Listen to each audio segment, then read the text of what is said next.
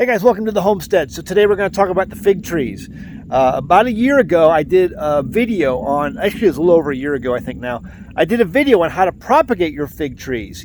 Fig trees are an amazing fruit. I love figs. I want to be able to can these things, but I got to get to a point where I'm growing enough figs so that I can can them rather than just being like a fall snack that I enjoy. And so what I've done and what I've shown you before is the best way to propagate a fig tree is to cut into the root ball. And you can find that video. I'll link that up at the top screen. But I'm going to show you some of the explosive growth of what I did propagate so you can see an update on how those are working out. And I'm also going to show you the one fertilizer, there's lots of things you can do, but the one fertilizer that's going to give you explosive growth on your fig trees. And I have seen this work for other things as well.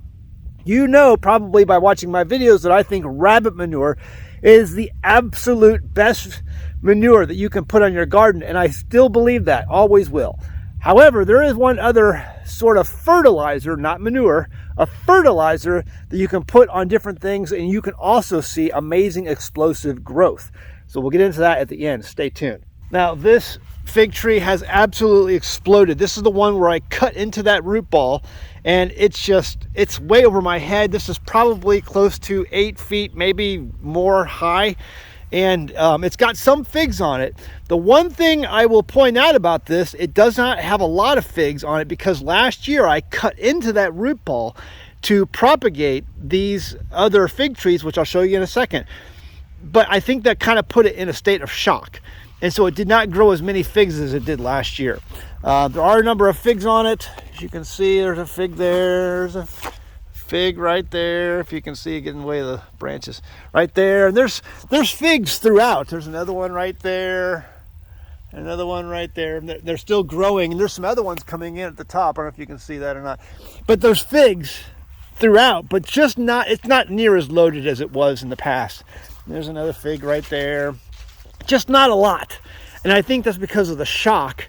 What I did do, however, this year is I put a fertilizer, again, we'll talk about that in a second, on it. But after I chopped into that root ball, I propagated this fig tree into other fig trees, and let's show you how those are doing right now. This is that fig tree. If you remember, this is the next one down, is small. If you look at it, it's kind of droopy because we're having a lot of summer heat. We haven't got a lot of water, so I'm going to water this today to make sure it's got water. But it has really grown a lot in this last year, and next year this will absolutely have figs on it. In fact, the first time I cut this off and propagated it, it actually had figs. So it'll have figs next year. And all I'm doing right now is just putting good mulch around the tree. And I'm making sure it's watered. It needs some water right now, as you can see how droopy it is. Same with this one over here. This has grown quite a bit, but you can tell it's droopy because it needs water. We're going to give it some water today to pop it up.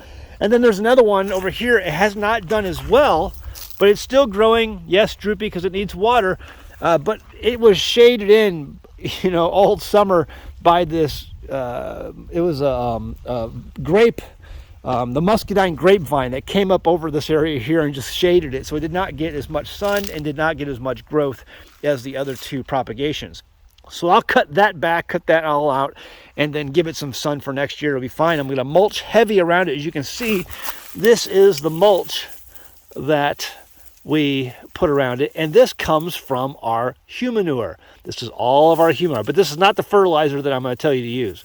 But we use this as a way to protect it during the wintertime, to give the root ball some protection, and to just allow this to be, have all the fuel and resources it needs to be able to grow a healthy plant. And so what that is compost humanure that's been composted for over a year.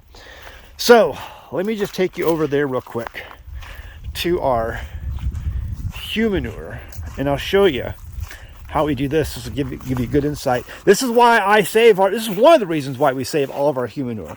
So these are our humanure compost bins here, and this one here is this one for sure is just about ready to be taken out. When we fill these up, they fill up right at the top, and then they work themselves down, and we put these nets over the top of them. They weight them down with a rock, and then we have a date that lets us see when we put this in. But this is cooked all the way down.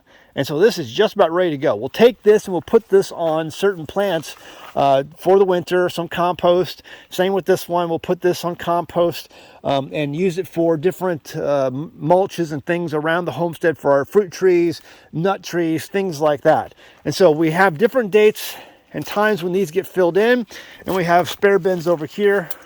We don't really use these all that much because these are enough for us to use right in here.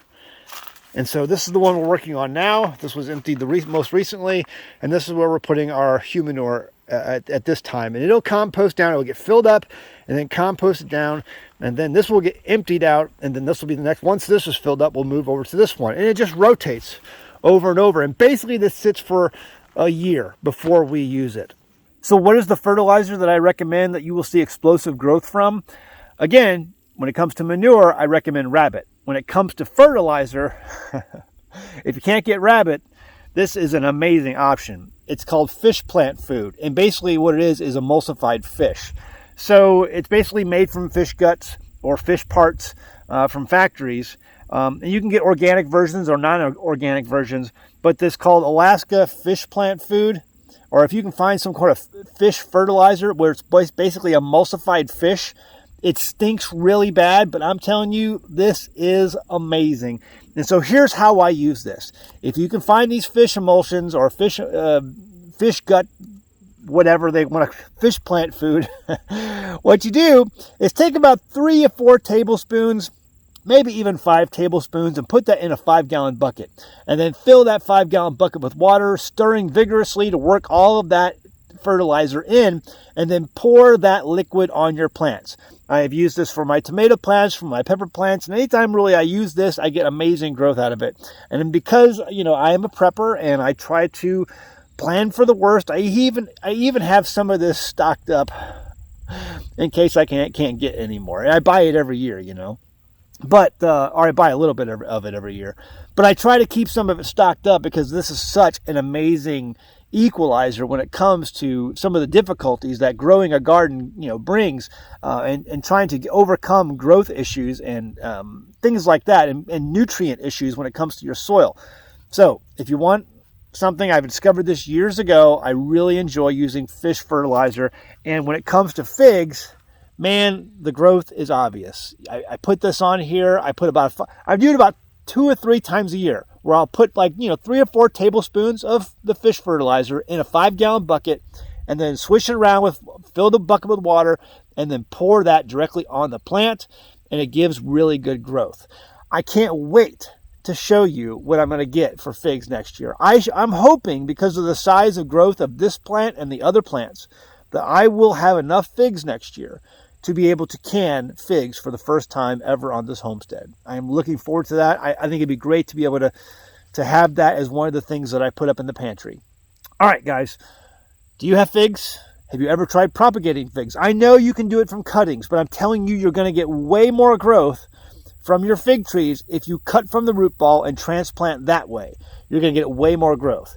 Give it a try. Let me know your success down below. If you have any other great pearls of wisdom when it comes to fig trees, leave a comment below. And hit that like button before you go. I really appreciate that. It lets YouTube know that people watch and enjoy my channel.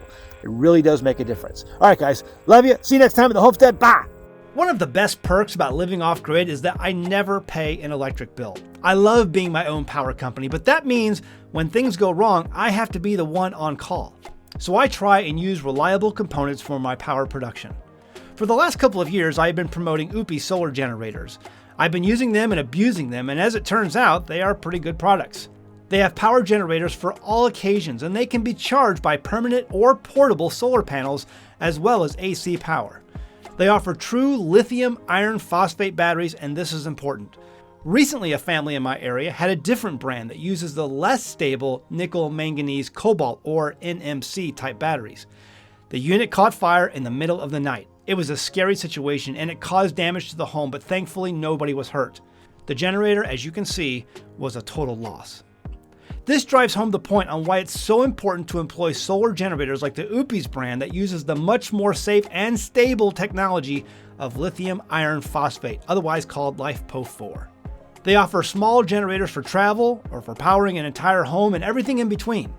These are great backups to have in a medical emergency, or to power a freezer full of your favorite meat products, or as I have shown in past videos, for even backup AC and DC power sources for ham radio communications. If the grid goes down, you're going to be thankful you have one of these units. You can find the link in the description of this video or click on the banner ad found on the front page of our website at AmericanHomestead.com. Right here, that banner ad right there on AmericanHomestead.com.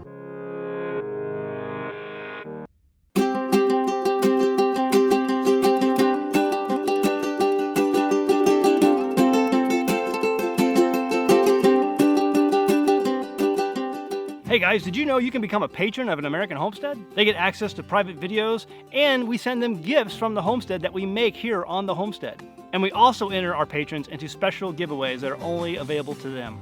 And before you go, please check out these other great videos. Go ahead, click. I'll wait.